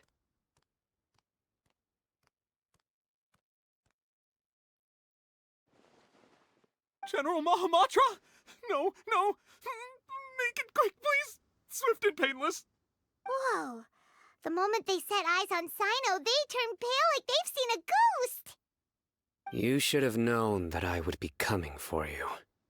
Wait, we were just following orders! You know what I'm talking about, right? There's no way we could have done all this by ourselves! No, not Sino! He's gonna tear us limb from limb! I could do worse. Please have mercy! Start talking. Otherwise, I'll have to resort to other methods. So, your superiors have kept you quite busy recently. Why? What are they trying to accomplish? They, wanted to extract canned knowledge. Don't play dumb. You know what I'm really asking. They extract divine canned knowledge. Then what? I really don't know how to explain it. Well, you better start talking or you'll be sorry! You don't want to make things any more difficult for yourself, do ya? Be my guest. Huh? Uh-huh. That sure didn't sound like a fancy metaphor or anything. You're serious, aren't you? How did you know? There's no use hiding it now. Yes, you're right. The Academia is working on an important and potentially world-changing project. They are creating a new god. A god that will belong to them and to the people of Sumeru. It may seem as if Sumeru's academics are thriving, but ever since the death of Greater Lord Rukkhadevata, scholarly breakthroughs have been few and far between. The withering of Irminsul has been getting worse recently. The sages have tried everything they could think of, but nothing's worked.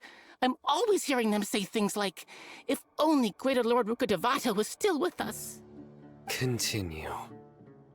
And then, someone from the Fatui showed up. They called him the Doctor. He brought a gnosis and said he wanted to borrow the Academia's research facilities. The Doctor was previously expelled from the Academia. At first, the sages looked down at him in disdain. But when he said those words, everyone's expression changed. He asked them, "Do you wish to create a god?" This is what the arrogant ignorance at the extreme end of academia looks like. First, the Academia spent a long time constructing a divine vessel, which was based on an exquisite humanoid puppet. After that, they harvested dreams via the Zeb-Zerus Festival Samsara, maximizing the Akasha's output. With the Doctor's help, and the Akasha now functioning at maximum efficiency, they were able to use it to extract the power from the Gnosis and convert it into a divine core. Next, they decided that their new god needed to possess divine wisdom. For that to happen, they needed a huge quantity of divine canned knowledge. It adds up. But how do you determine whether the knowledge extracted is of divine origin? Call it an educated guess? The Academia has been trying to figure out the exact source of the scholar's madness for centuries, but to no avail. Nobody can explain the cause of this phenomenon. Surely you can see what that implies, Scribe Al-Haytham. If it's knowledge no mortal can comprehend, then it must be something only gods are able to decipher. In other words, it's the source of the God of Wisdom's omniscience and omnipotence.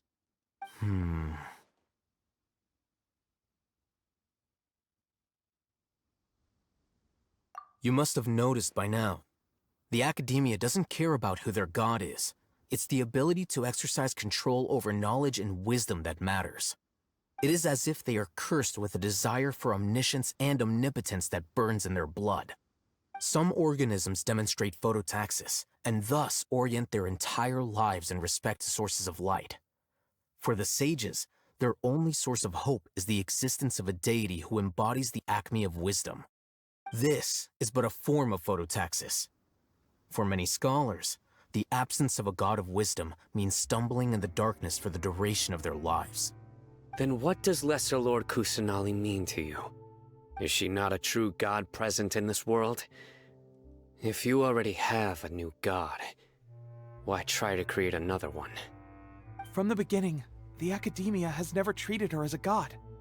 When the Academia first discovered Lesser Lord Kusanali, the newborn god of wisdom, the sages hoped that she would be as wise as Greater Lord Rukkhadevata.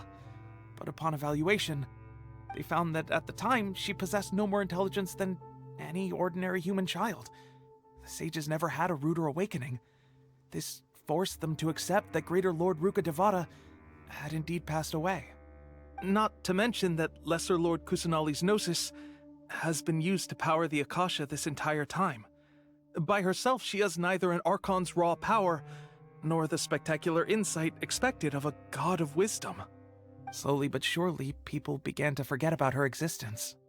So, this is the path the sages have chosen.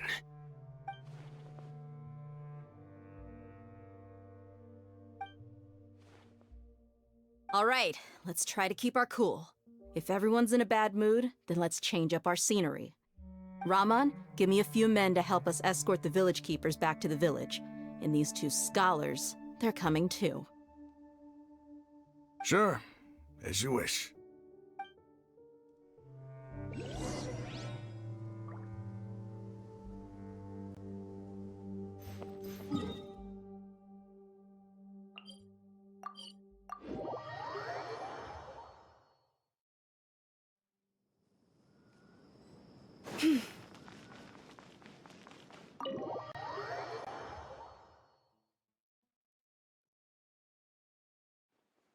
The village keepers you found have all been returned to their homes, and each one has a dedicated caregiver to look after them. The two new scholars are being kept under close supervision, too. Really great work, everyone. The atmosphere is so heavy.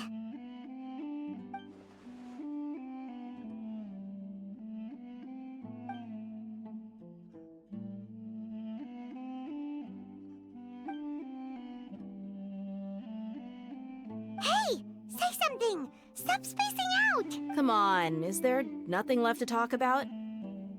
In that case, let's all get some water and try to think about something else. Or I can go fetch some snacks. Oh! Paimon's so coming with you! Do you have any plans, Traveler? Gods above, you're not talking about work, are you? So you were still withholding some information?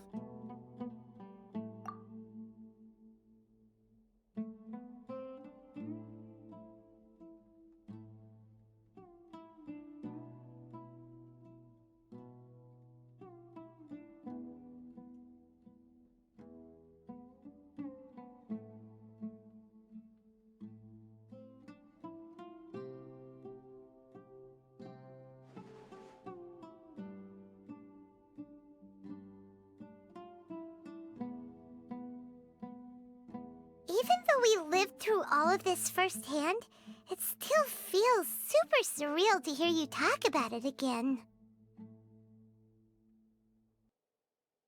What a whirlwind of a story. I felt like I was holding my breath the whole time. It seems like there'll be more issues to face in the days ahead than I'd anticipated. Still, now's a good time to make our next move. Now that Raman's joined us, we'll be an even stronger team. It's time to make a plan. Indeed. These events are a flagrant transgression of the rules in every sense. We cannot allow it to continue. So, everyone, are we on the same page? Crush the sages and rescue our god. That is our ultimate goal. Well, let's brainstorm a little more about what other resources we can draw on. The next time we gather here, we must have a solid plan. Yep, it'll work out for sure.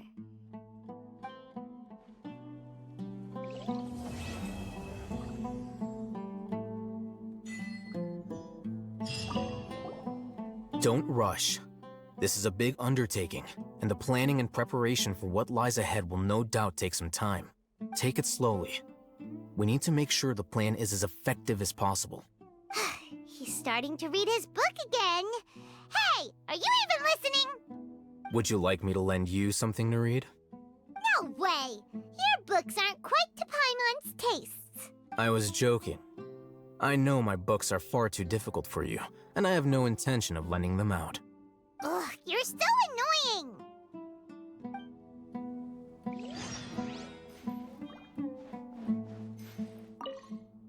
You must let me know if there's anything I can do to help. Though I cannot leave Aru Village, I can't help but feel stirred when I see the looks in your eyes. I've never felt as roused as this when fighting alone in the past. I suppose this must be the power of camaraderie.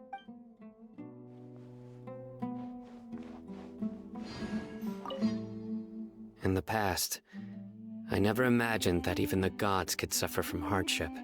If we can find a way to change all of this, will this nation become a better place? The past few days have been some of the most challenging work I've ever taken on, and none of it'll earn me a single mora.